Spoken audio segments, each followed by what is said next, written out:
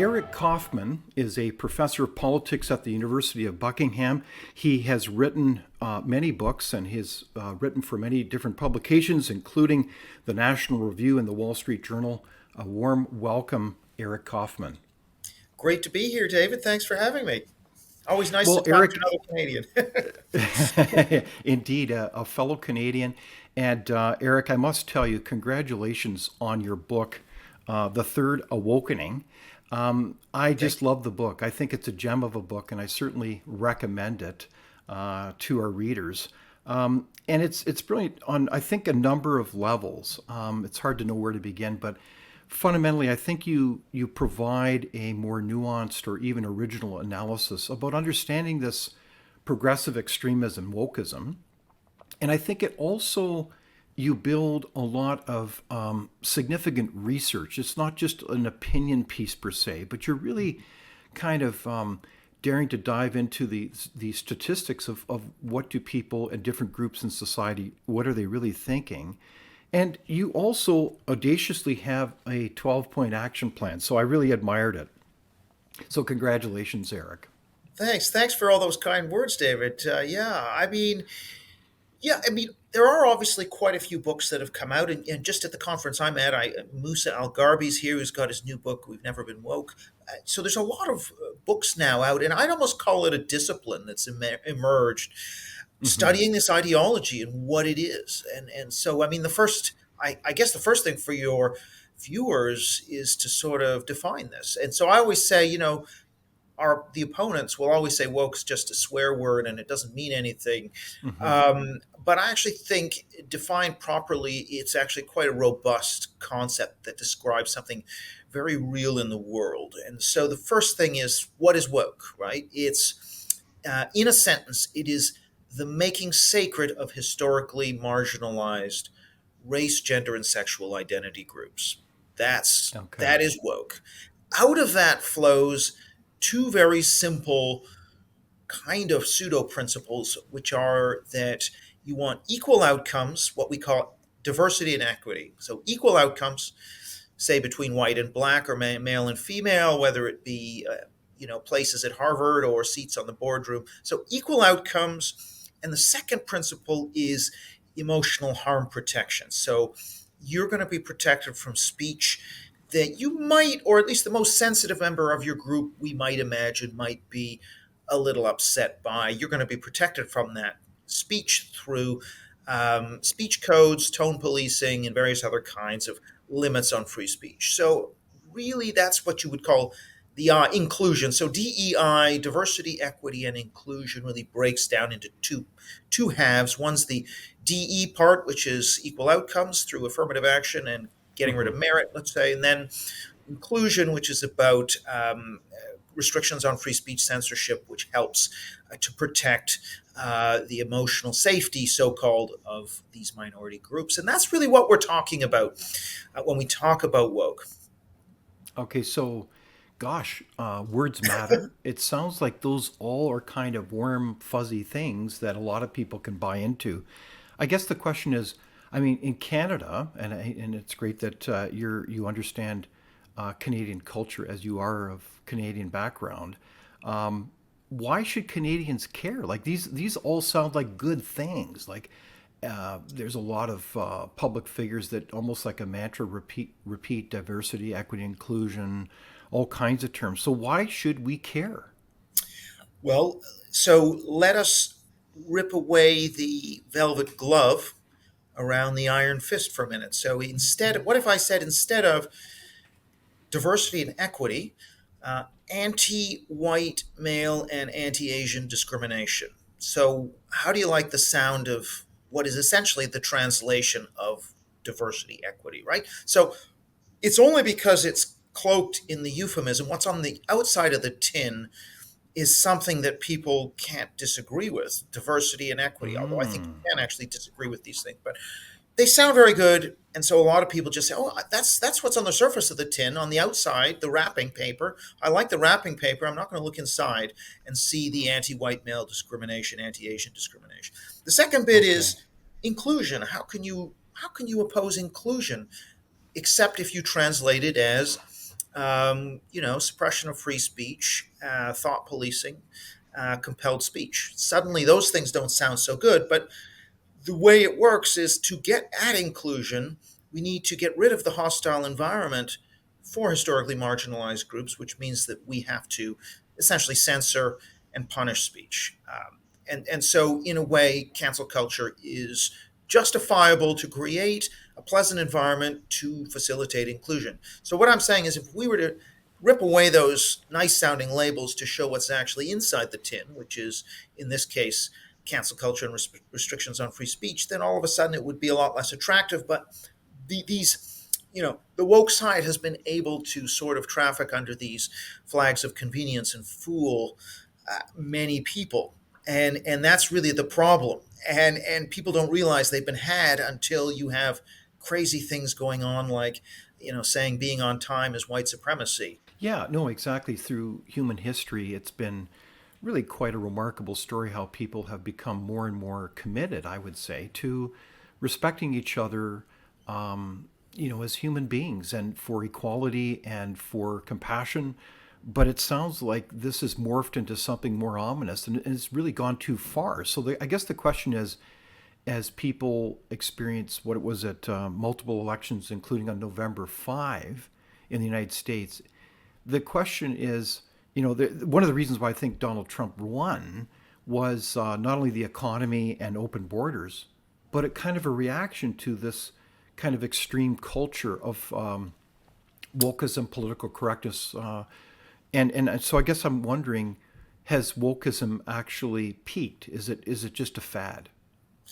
Yeah, I mean, there's a number of different pieces to that question, and I guess the first thing, well, we can talk about the election. I have a piece out in City Journal which talks about the impact of woke on the American election, and this also chimes with stuff I say in the book, which is the impact of the culture wars, not just on culture. And so, if we think about the American election, if you think about woke, on the one hand, yes, Trump's commercial clearly moved the needle, and we know that from a number of different focus groups and um, surveys that have been done, which show that ad was important for swing voters. So that's the direct impact of woke on an election. But we also see what I would call the downstream effects, which is that if controlling the border and deporting illegal immigrants is seen as a racist action by a majority white country against Hmm. people of color who are trying to come into the country, if that's the way this thing is framed as systemic racism, then it's going to be very hard for you to turn people away and to actually get serious about controlling a border. And so, actually, the immigration issue is a woke issue. It's just an effect of woke within the Democratic Party, making them unable to control the border the way they did under Obama and Clinton. They couldn't do what Obama did. And Obama was accused of being deporter in chief by radical activists, but at that time the radical activists weren't in control of the party's position on immigration. So part of what I'm saying is that Trump wins not just because he runs the trans commercials, which were effective. So don't get me wrong, but in addition, the Democrats failed so miserably on immigration because of woke. So in the indirect and the direct pathway, woke decides this election. Okay, so that's some very important clues then. So what you're getting at then is wokeism is not a partisan issue. It's not in those simplistic terms. It's more profoundly to do with your worldview and whether you've bought into that worldview that really we should be striving for equal outcomes in all aspects of society. Is that kind of part of your thesis here? Yeah. So I guess you have this philosophy: equal outcomes and emotional harm protection for historically marginalized race, gender, and sexual identity groups. That's really what this ideology is. But concretely, it manifests in different ways. One would be the trans issue, so biological males and women's spaces, sports, you name it.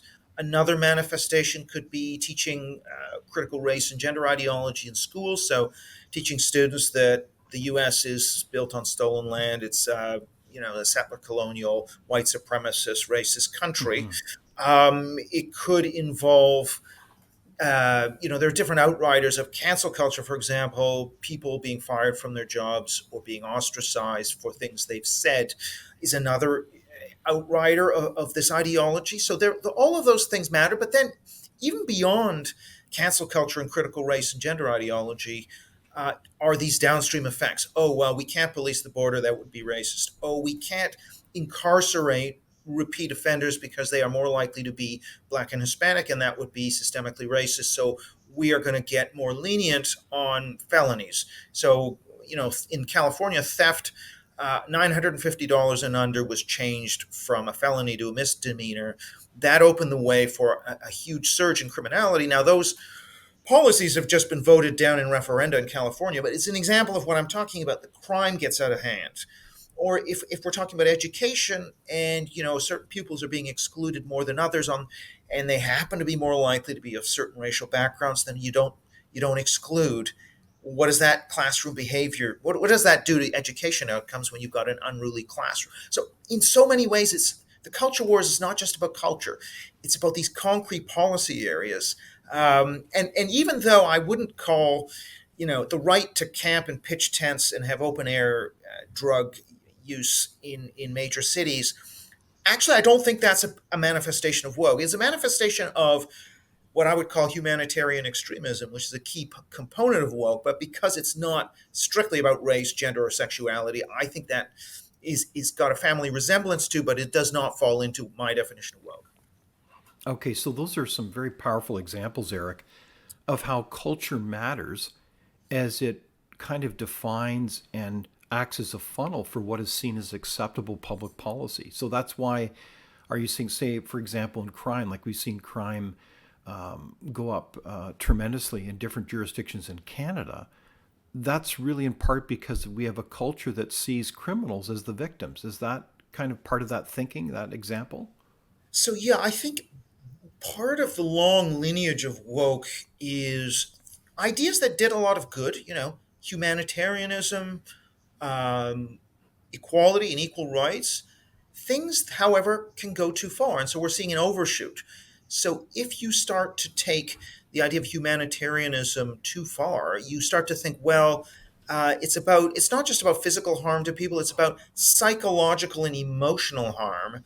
And Mm. we can't define it objectively. It's just how people subjectively feel. If they feel harmed, then they are harmed, and we have to sort of give them what they want. We got to stop saying things that harm people. That's how we get into the position of cancel culture, where you start to take psychological harm seriously. But yeah, it affects policy in so many different ways. One thing, if you take the Canadian example, a good example is the whole question around the residential schools. And it is impossible, in my view, to have an objective scientific analysis of what happened in the residential schools. The mass graves, there's no physical evidence, there's no documentary evidence. We don't have parents searching for kids. It's essentially a Pizzagate level hoax, but you can't say anything against it because it would hurt feelings. And so feelings comes before truth in this case. Mm. But of course, once you commit to that narrative of settler colonialism, it suddenly undermines every piece of Canadian society. You have the flag at half mast, you have the Orange Shirt Day, you now, of course, it's bleeding into the Remembrance Day, it's bleeding into, statues are removed. The whole history of the country, the whole legitimacy of the country is being Hmm. undermined, and maybe even um, property rights around resources in British Columbia. All of Hmm. this stuff gets under your whole country gets undermined when you give in to this ideology. And so part of what I'm saying is it's not just a battle in the faculty room or even in the opinion pages of the newspapers. This actually has huge real world consequences. Now in Canada, of course, that includes mass immigration because being against that is racist, so called. If you believe Hmm. that, then you're just going to open the gates because you don't want to Hmm. be accused of something that's a taboo. I mean, one of the points in the book is that the anti-racism taboo, it's good to have a norm against racism, but to make it the highest value in your society means you can't touch it if it goes too Hmm. far. Any accusation in the name of racism is given a lot of credibility, and people run from it because it's, as John McWhorter says, it's social death if you're accused of it. Hmm. And that skews and warps the entire society. Without open discussion and debate, you're not thinking, nor are you free. Comment below. We'd love for you to join the conversation.